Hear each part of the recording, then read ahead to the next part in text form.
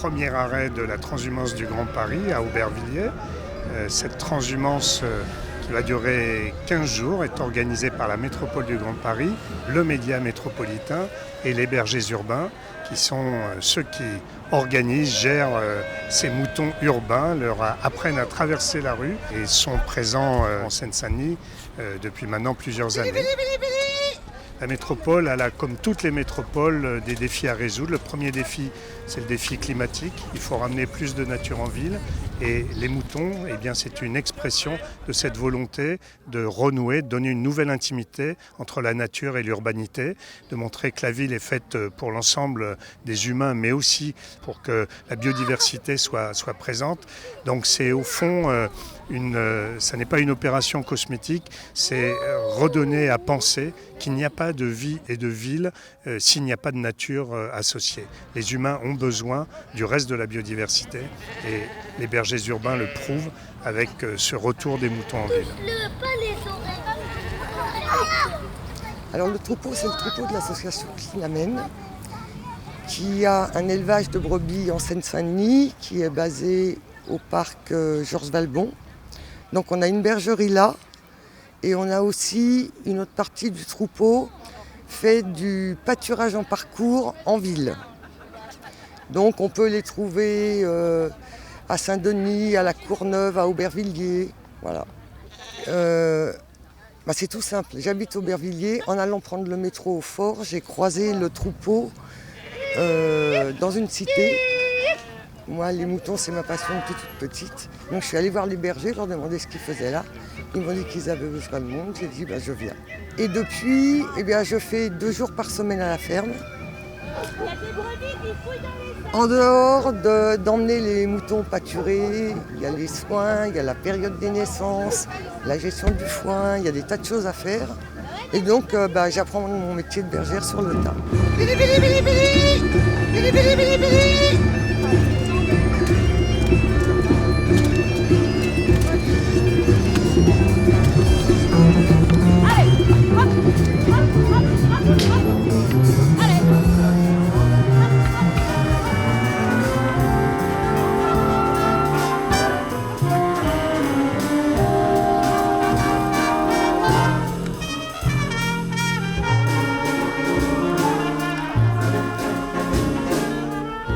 Bergers Day, c'est une belle histoire. C'est une histoire qui a 10 ans aujourd'hui. Ça fait 10 ans, on fête notre 10e anniversaire.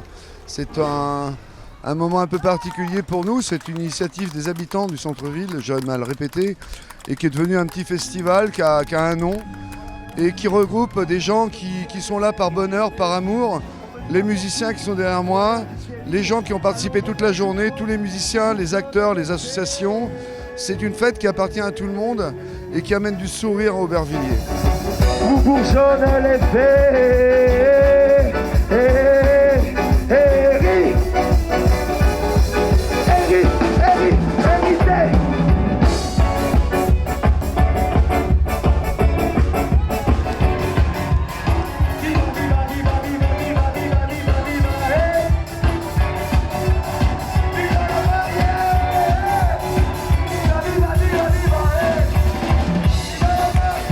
Depuis le premier jour, on avait vraiment l'envie de faire une petite fête du village, qui soit une belle fête, pour que les gens se sourient. Je pense qu'on a prouvé au bout de 10 ans qu'on était résistant et qu'on était aussi un peu têtu.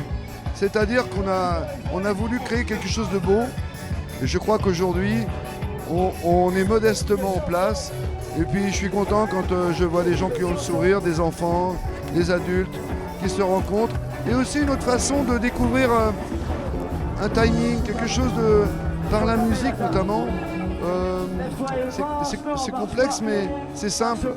C'est une bonne cuisine. Voilà, on fait de la bonne cuisine.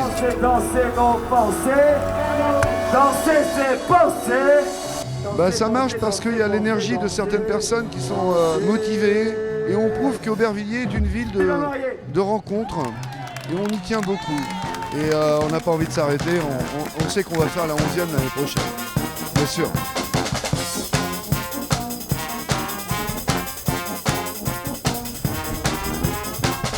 C'est un honneur d'être présente aujourd'hui auprès de vous pour lancer le chantier des berges du canal.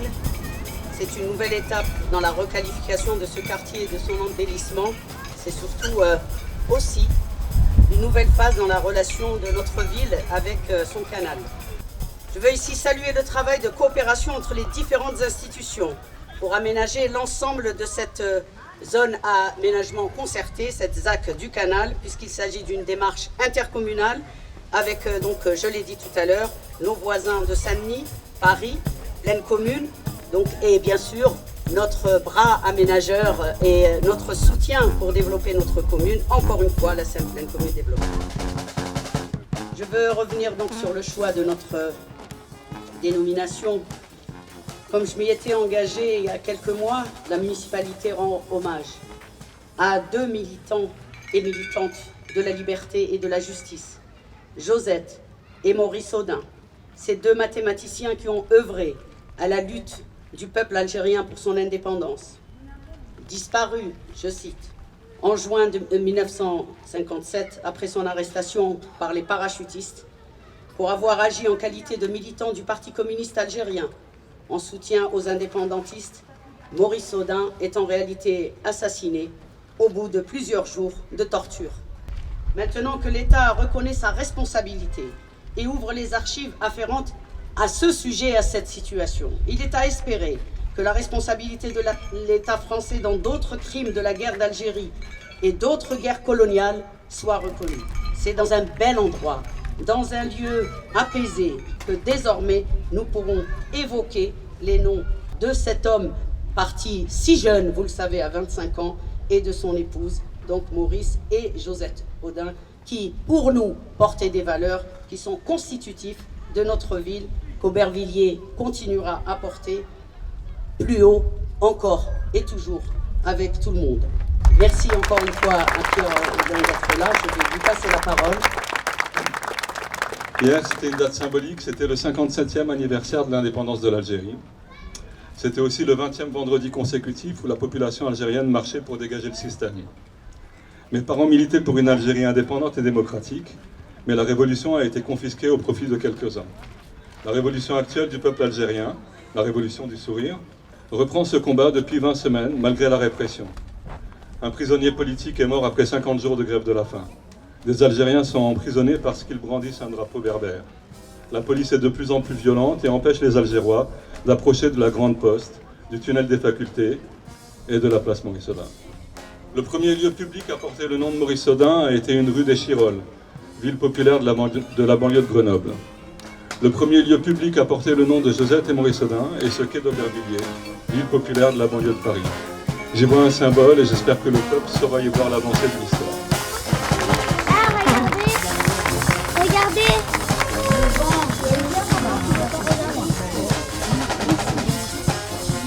Il a le bleu. Il a le bleu. Il a le bleu.